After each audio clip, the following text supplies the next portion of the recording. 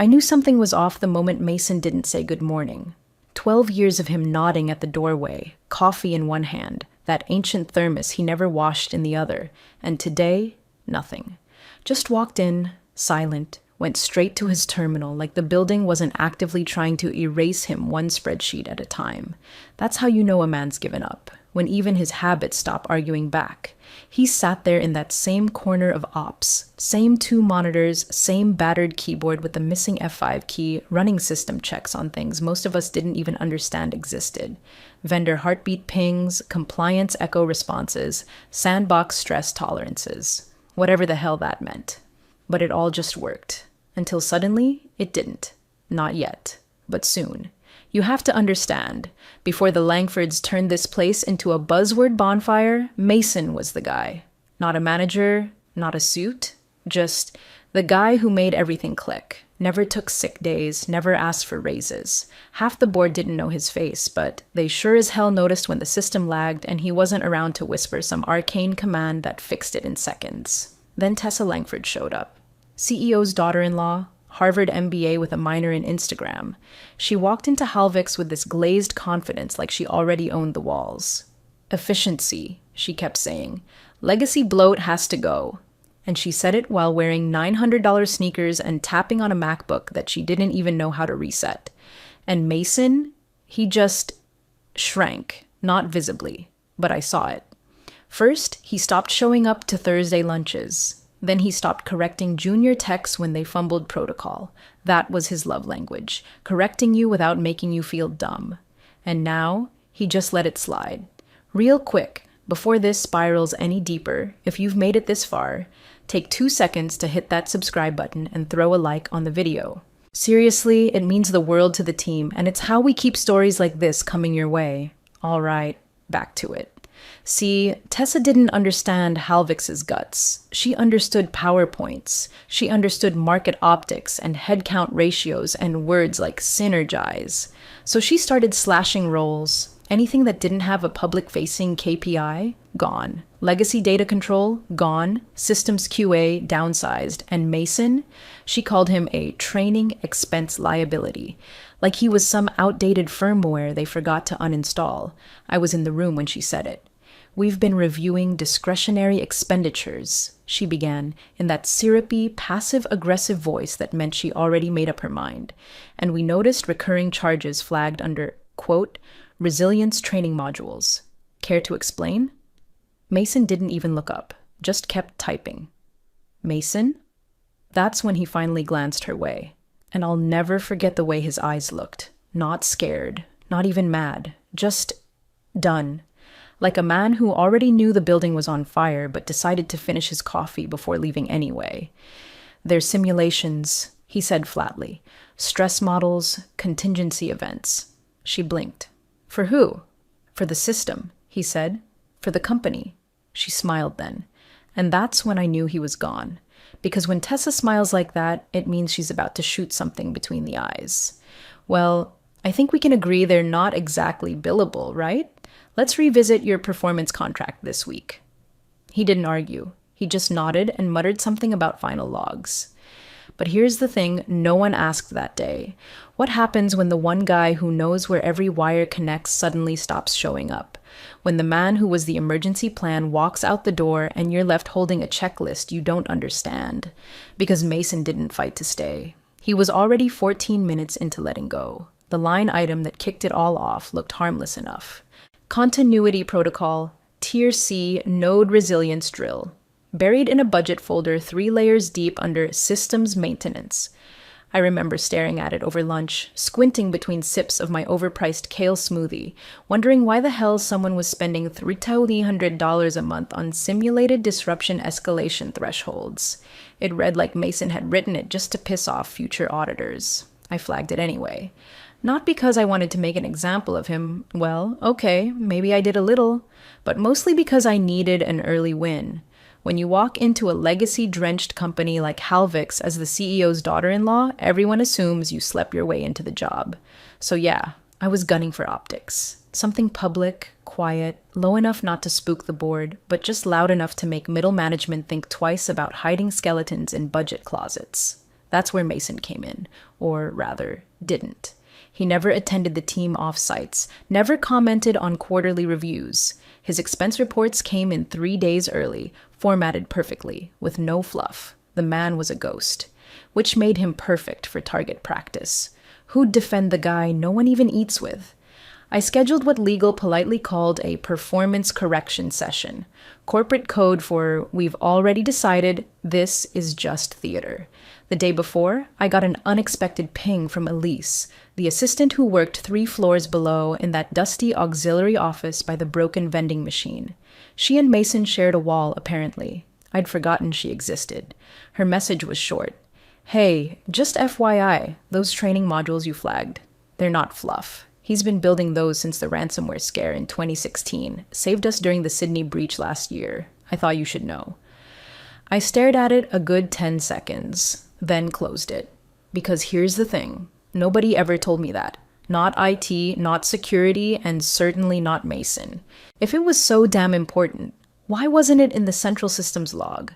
Why didn't anyone from the board mention it during transition? Why was I only hearing about it from someone whose desk was literally propped up with printer paper? The next morning, I walked into that glass-walled conference room feeling clean, confident. Like this would be a textbook maneuver. Flag spending, deliver feedback, lock out access by noon, let legal mop it up by EOD. He showed up 5 minutes early. Didn't sit. Just stood there with his badge already out like he knew exactly what this was.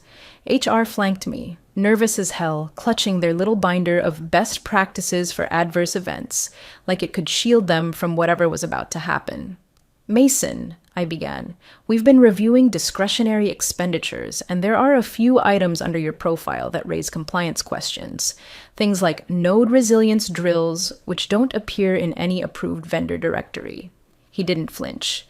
I'll be honest with you, I said, keeping my tone neutral and professional, the way they teach in crisis modules. We're in a period of rapid optimization. Legacy structures, untracked simulations, decentralized processes, they don't reflect where Halvix is going. He placed the badge on the table with this surgical finality, like it was a chess piece and the move had already been made. You've got 14 minutes, he said. I laughed. Not dramatically, just a scoff, like I thought maybe he was trying to be clever. Excuse me? Before your primary system loses continuity, he said. That's how long the trigger cycle takes. HR shifted in their seats. I don't remember what I said after that. I think I just waved him off and said we'd be in touch. But when I walked back to my office and tried to open the asset forecast dashboard, it froze, not crashed, not errored, just stuck. Like the system itself was holding its breath. And somewhere in the building, I swear, I heard Elise's printer groan to life, like it had been waiting for this moment all along. The room was too clean. Everything in it felt artificial, like someone had Googled corporate professionalism and built a set. Glossy table, water bottles with branded labels, a little bowl of peppermints no one ever touched. I adjusted the cuffs of my blazer twice, smoothed the folder in front of me once, and waited. I knew Mason would be early. That was part of his ritual. Arrive before the room does, watch it settle. He came in without knocking, nodding once at the HR rep, Kelsey, poor girl, already sweating through her blouse, and sat down across from me like we were about to discuss the weather. No papers, no laptop, just him, the badge in his hand and that face carved out of exhaustion and unbothered calm.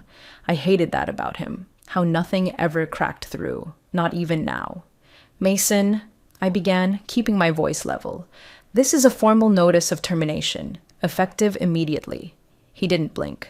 We've concluded our internal review and found ongoing expenditures without proper billing trails or documented value outcomes. Legal has confirmed we are within bounds to sever your contract without penalty. Still nothing. We appreciate your contributions to Halvix and... He slid the badge across the table. Not tossed, not dropped. Slid, like a move on a chessboard.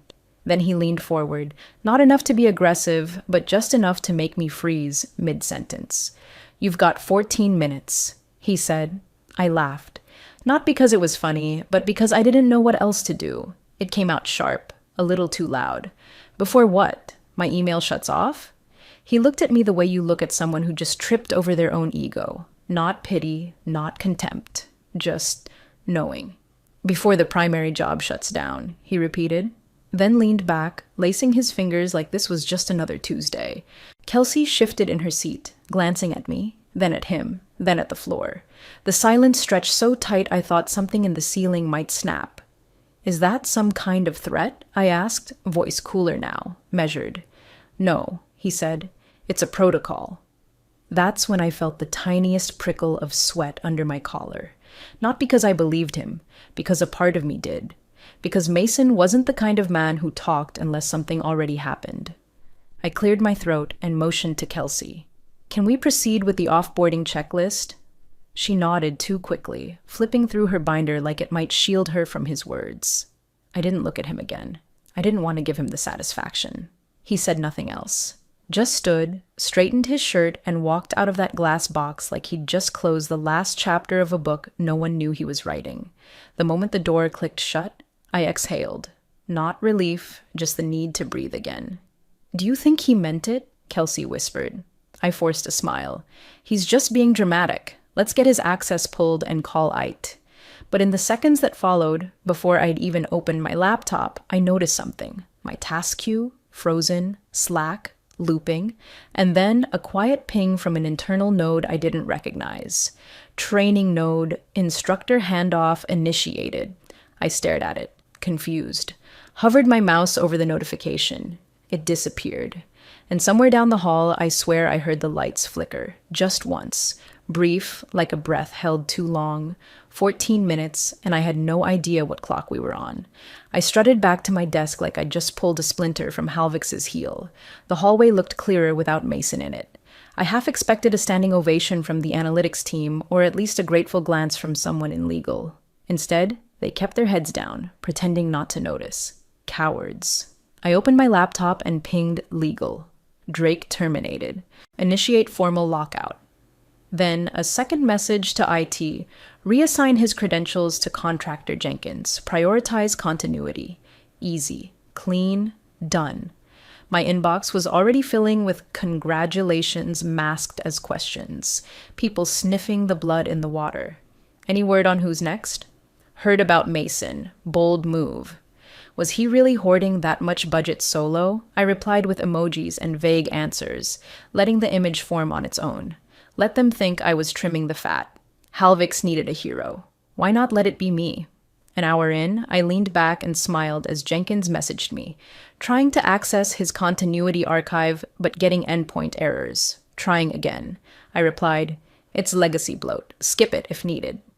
Because of course it was. Mason's files were always 3 layers too deep, documented like he thought he'd live forever.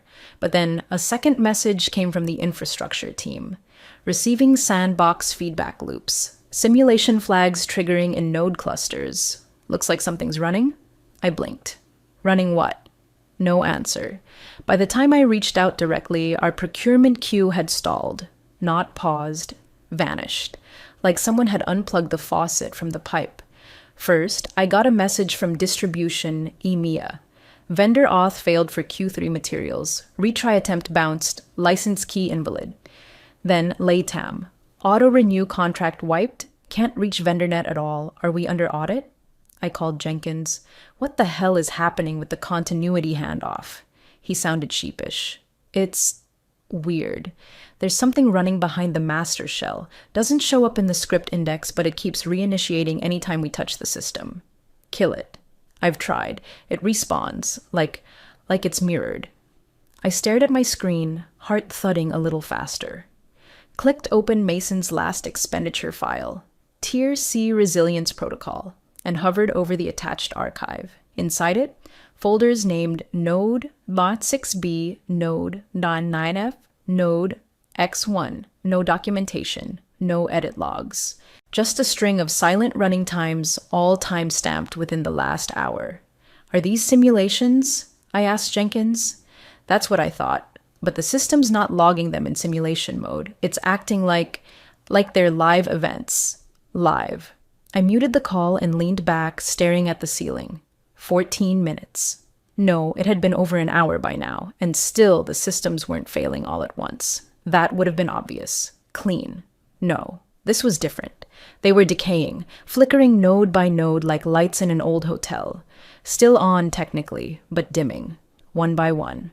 I reopened the HR transcript from Mason's departure. You've got 14 minutes before the primary job shuts down. What job? What primary?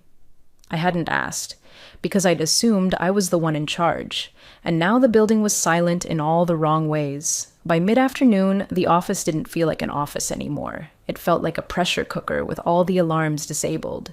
No one was talking, just whispering behind screens and tapping nervously like keystrokes could stop a flood. I'd swapped my heels for flats, ditched my blazer, and was now double-fisting iced coffee like caffeine could plug whatever hole was growing in our infrastructure. Procurement North America went dark first, not offline, just unreadable. Their queue server started bouncing back vendor requests with cryptic flags. Auth, ref, null, node 6b missing.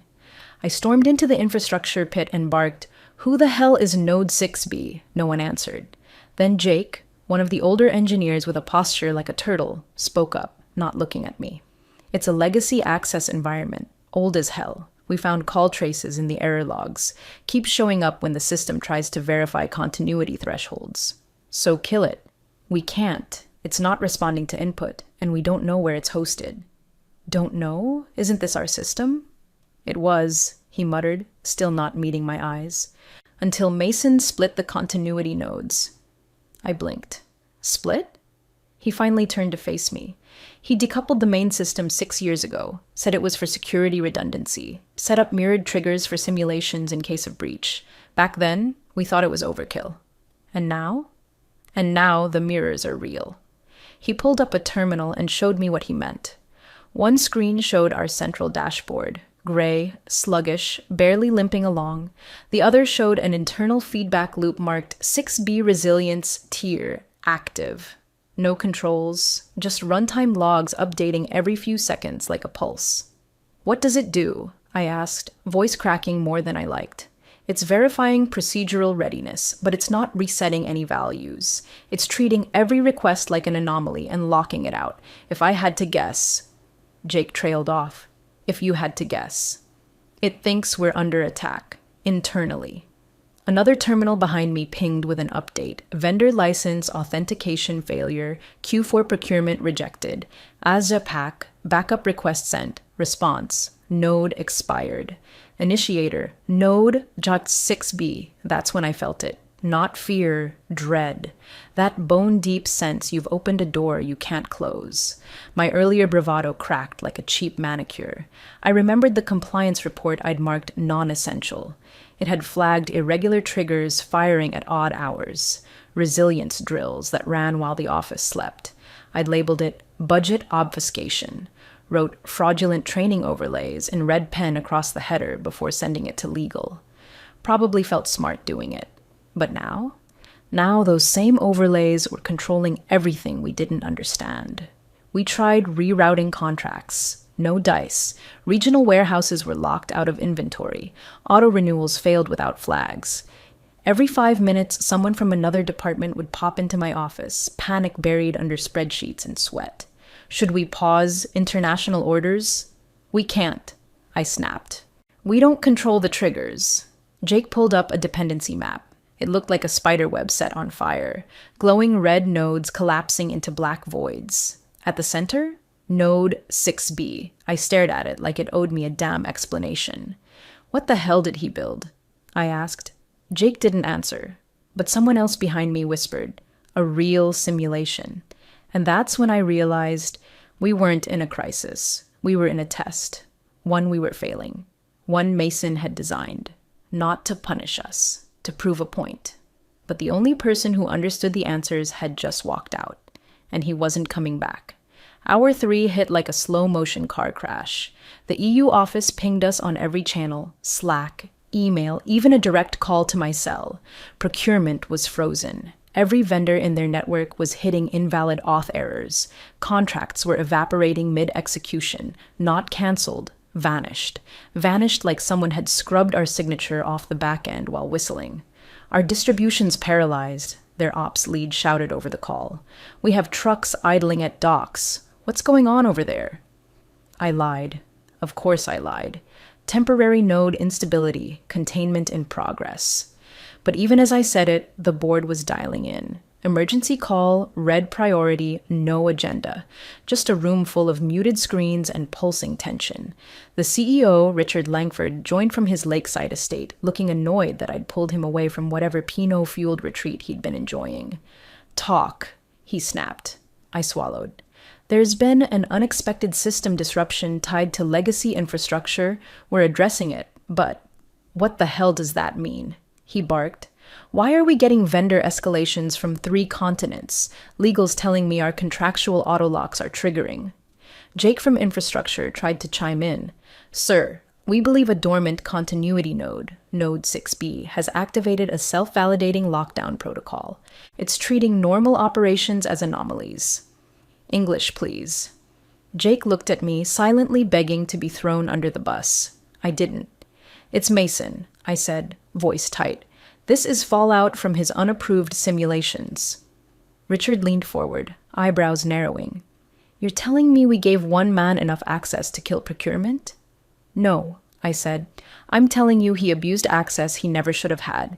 He built systems outside normal protocol and funneled spend into fake training exercises. Someone, an outside director, I think, cut in, then call him, reverse the trigger. I laughed. I actually laughed. He was let go today. He made it very clear we've got 14 minutes before the primary job fails. That clock's been ticking. So call him. I looked around the room of virtual faces. Absolutely not. We don't negotiate with bad actors. He exploited our funds. Did he?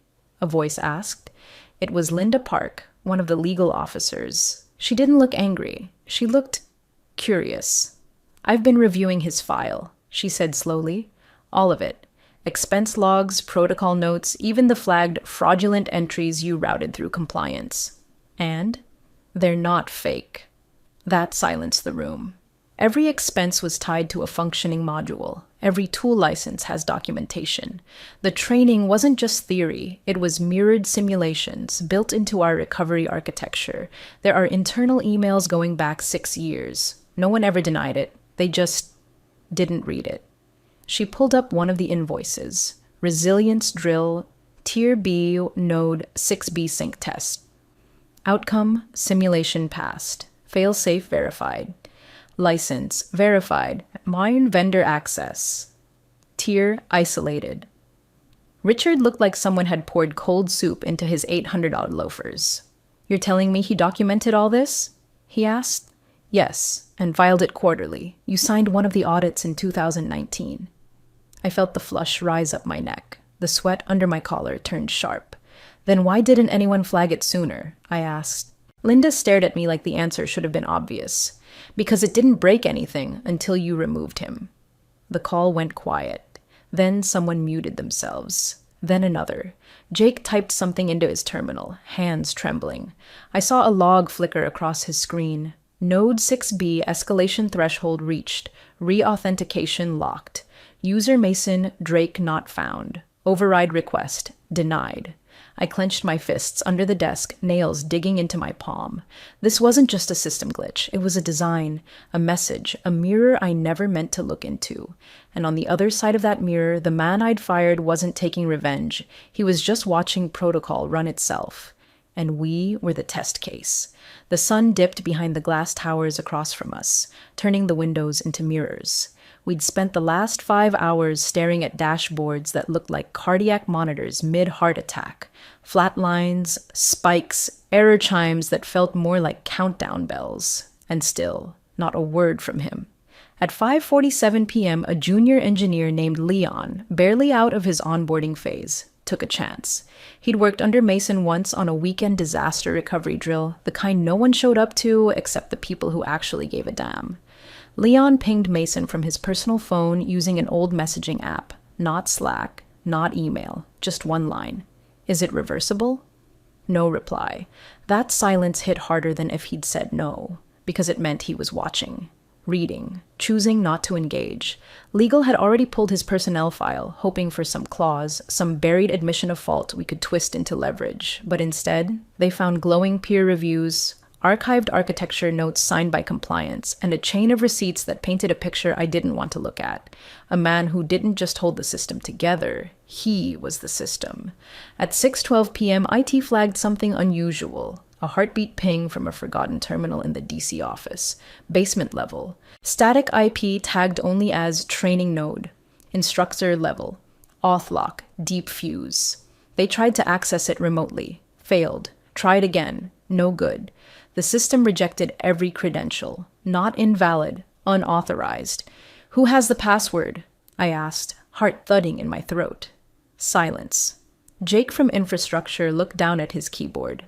That terminal was Mason's. He brought it in himself during the 2017 resilience redesign, said it had to be air-gapped. We thought it was part of the drill suite. Didn't touch it. You're telling me it's still active? Yes. And no one? Jake just shook his head. No one dared. The room went cold. Not physically, just the kind of cold where panic becomes grief. We weren't locked out because of an attack. We were locked out because we never understood the locks in the first place. I started to unravel then. I felt it, how the tension clawed its way up my spine and coiled around my jaw. Every underling in the room became a suspect. Why didn't anyone review this? I snapped at legal. You told us it was fraudulent, someone muttered. And IT? Why didn't you flag the access dependencies sooner? You approved the Jenkins transition, Jake replied, too tired to sound bitter. God damn it, I hissed, slamming my hand on the table. We need a fix. Can we bribe him? Offer him something? A rehire clause? A back pay package? Something? Legal looked hesitant. Technically, we could draft a reinstatement proposal, but if he won't reply to Leon, I doubt he'll negotiate. What if I call? No one responded. They didn't need to. Everyone knew he wouldn't answer me, because this wasn't about getting even. It was about showing us the system without him, and it was bleeding out in front of us, one locked node at a time. At 7:09 p.m., Legal sent one final outreach, not through channels, not through any formal notice, just a quiet message from a personal inbox written by Linda herself. 4 words in the subject line. Would you reconsider helping? She kept the body respectful. No demands, no assumptions. Just an acknowledgement of what we finally understood. We had lost control the moment we assumed we had it. No response. But 20 minutes later, an attachment appeared in her inbox. No message, no greeting, just a single file named last simulation complete.pdf. Inside, node 6B, cycle duration 42351 authentication. Failure count 19 override. Attempted, yes, override blocked. Yes, simulation complete, 100% instructor log out registered. There were no threats, no boasts, just a receipt. A quiet record that the thing we had mocked, misfiled, and stripped from payroll had finished its work. And it hadn't crashed us. It had measured us. At 7:51 p.m., the board convened on an emergency call. No press, no minutes, just a screen full of gray-haired executives and tired directors blinking under the glow of their home offices. No one spoke for the first 60 seconds. Then someone cleared their throat. Systems are coming back online. That was Jake. He had switched to speakerphone, headset discarded like a priest leaving the altar. Not all of them, he clarified, only certain modules. Regional access controls are repopulating. Vendor queues are re-authenticating in Asia-Pacific and parts of Central Europe. But procurement North America is still locked. Anything tied to secondary redundancies is offline unless it passed simulation thresholds. Richard Langford, our CEO, didn't say a word.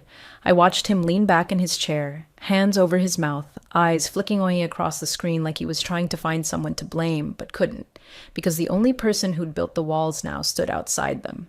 I stared at the table. Nothing burned, nothing exploded. There was no PR disaster, yet. But something deeper had broken.